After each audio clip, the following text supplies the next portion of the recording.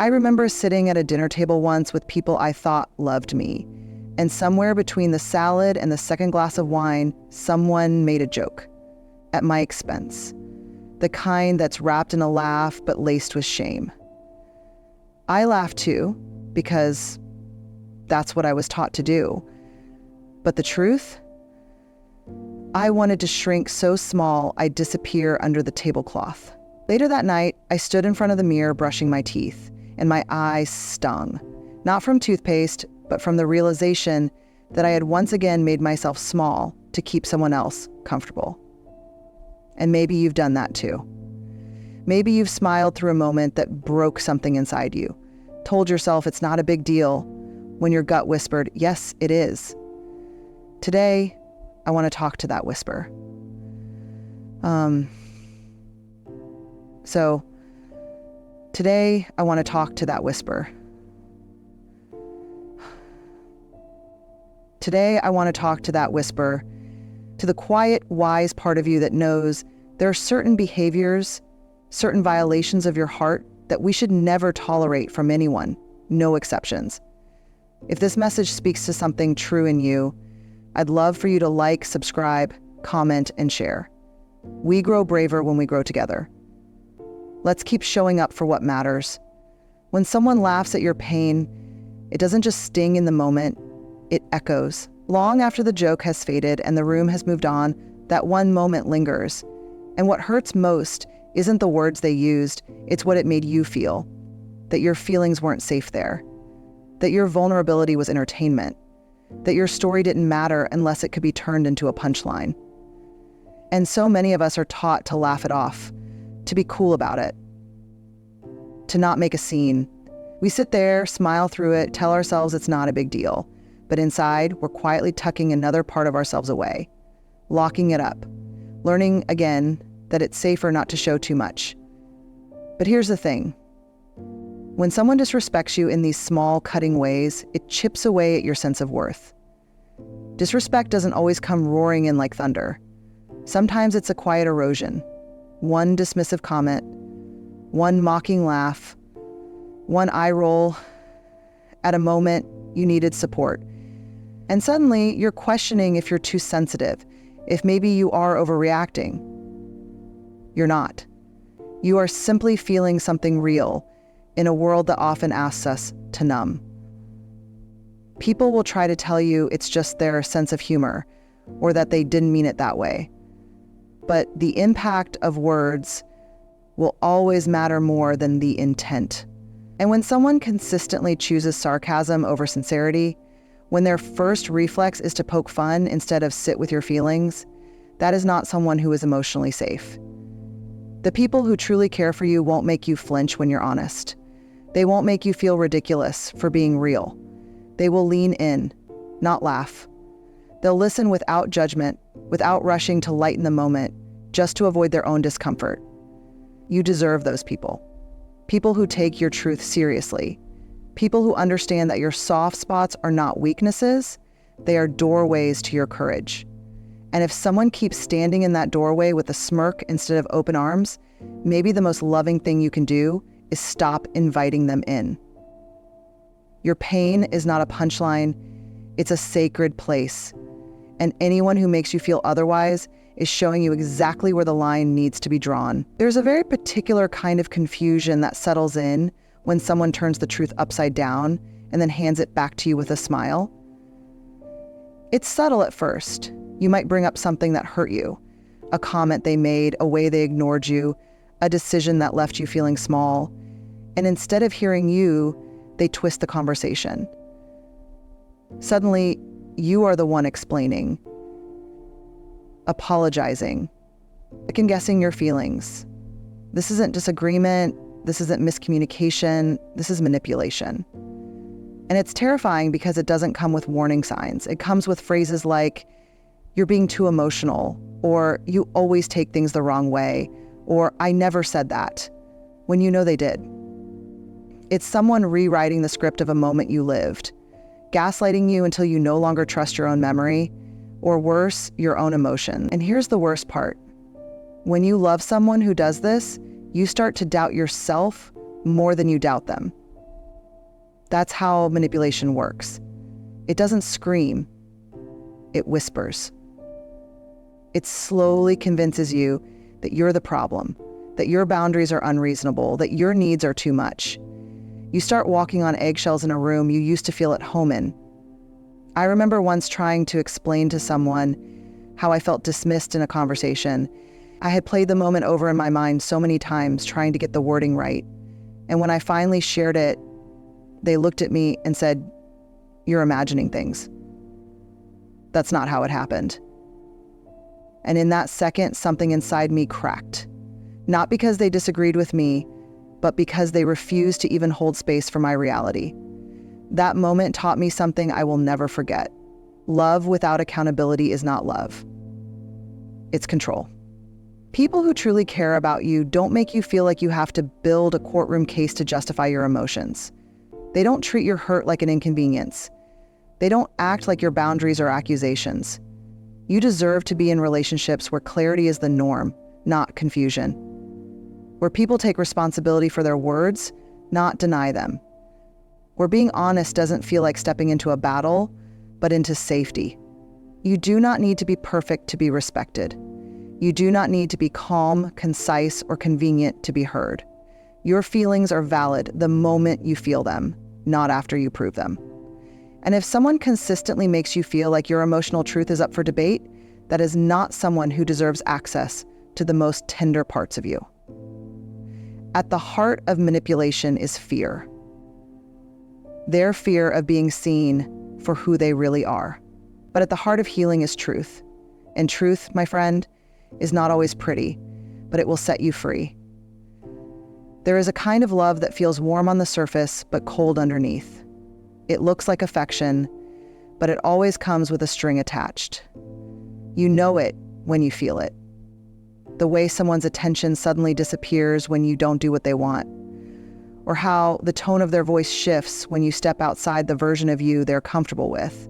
It's love, but only if you stay agreeable, only if you don't challenge them, only if you perform.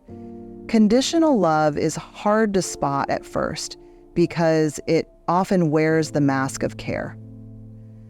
But real love doesn't make you earn safety. It doesn't come and go based on how easy you are to be around. It doesn't require you to shrink, silence yourself, or reshape your personality to stay in someone's good graces. I once had someone in my life whose kindness seemed endless, until I started setting boundaries, until I disagreed, until I started becoming more of myself. Suddenly, the warmth vanished. The conversations grew colder. The connection became transactional. I was no longer someone they cherished. I was someone they needed to manage.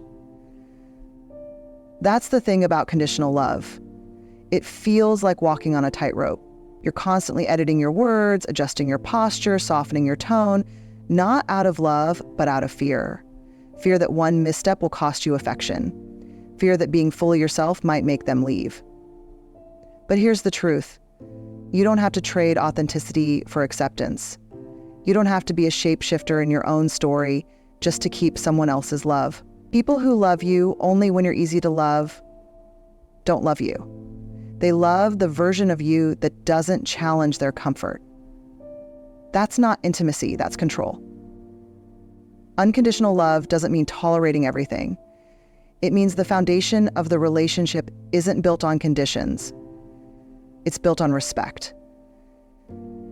It's a kind of love that says, I'll stay in the room with you, even when it's uncomfortable, even when you're hurting, even when you're growing into something new. You deserve people who don't flinch when you speak your truth. People who don't pull away the second you're not pleasing them. People who can hold space for your complexity, your good days, your bad days, your messy, growing, evolving self. Conditional love feels like a mirror that only reflects you when you're smiling. But real love reflects you always. It sees the whole of you and chooses to stay. Anyway, you never have to beg for that kind of love.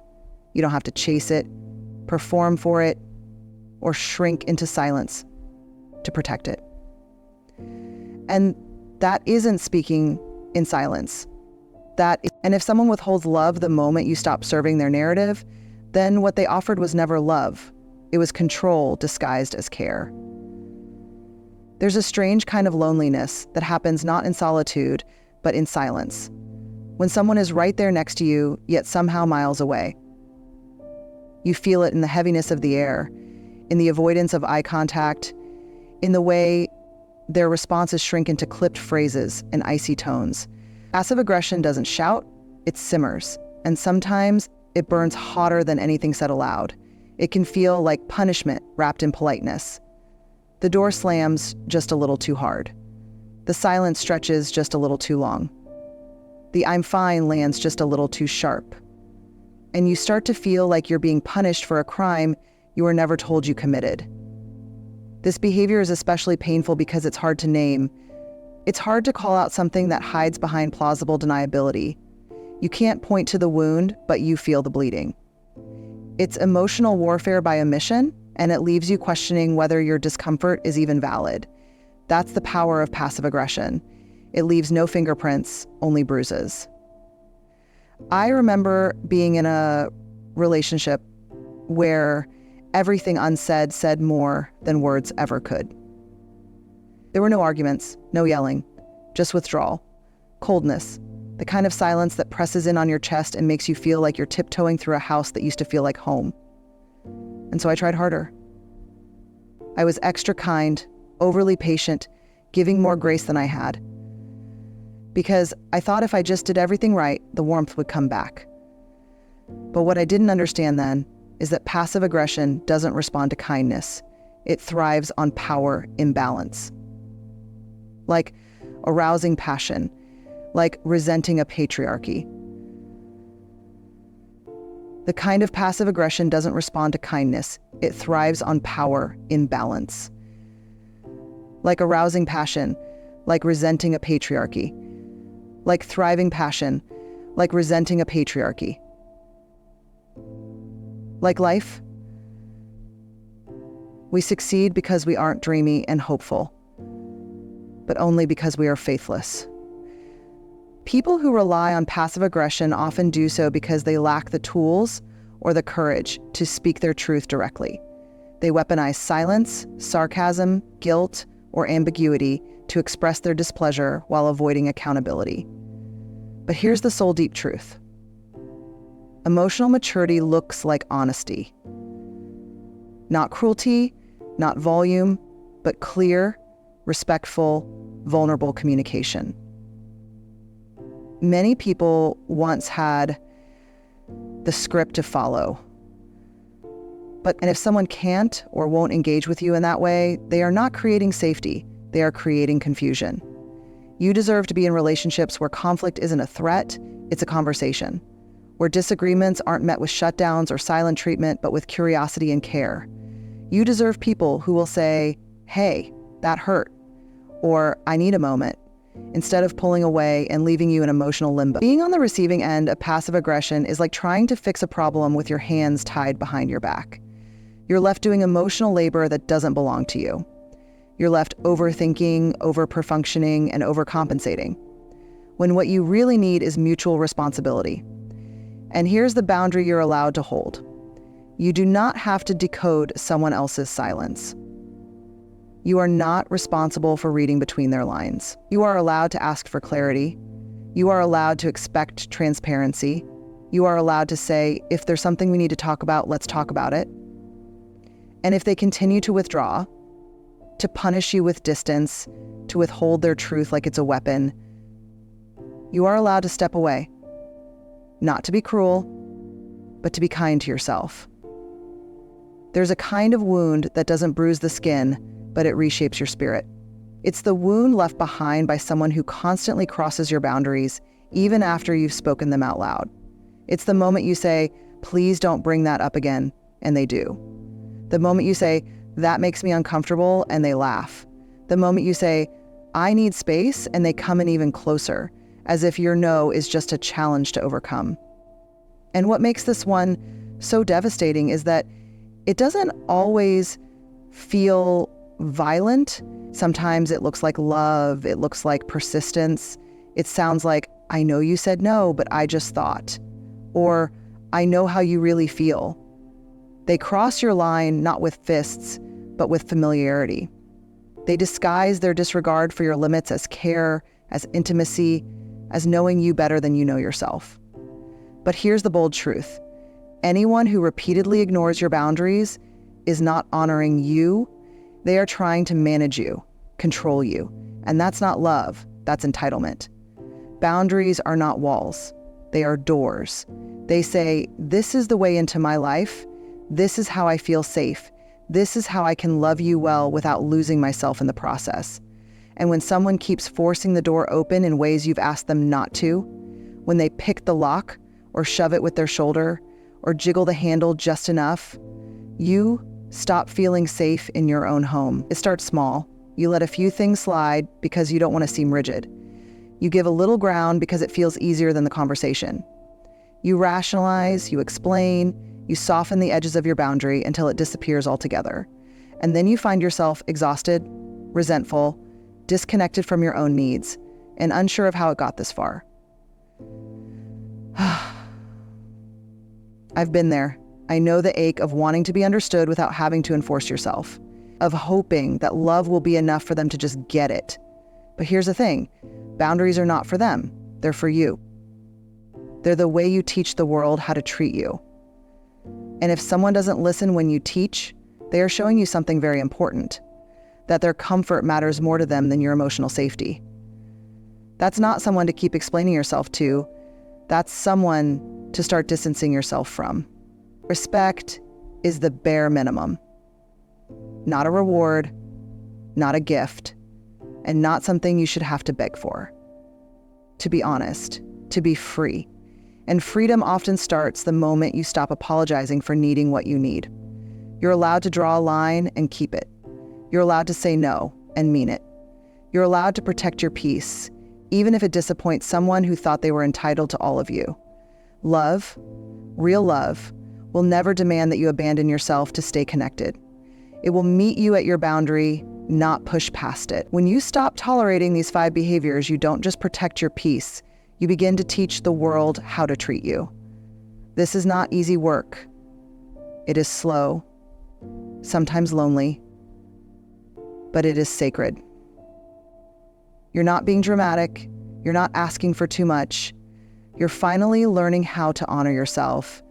And that is the most courageous act of all. So if you've been laughing off pain, second-guessing your gut, saying yes when everything inside you says no, let today be the day you come home to yourself.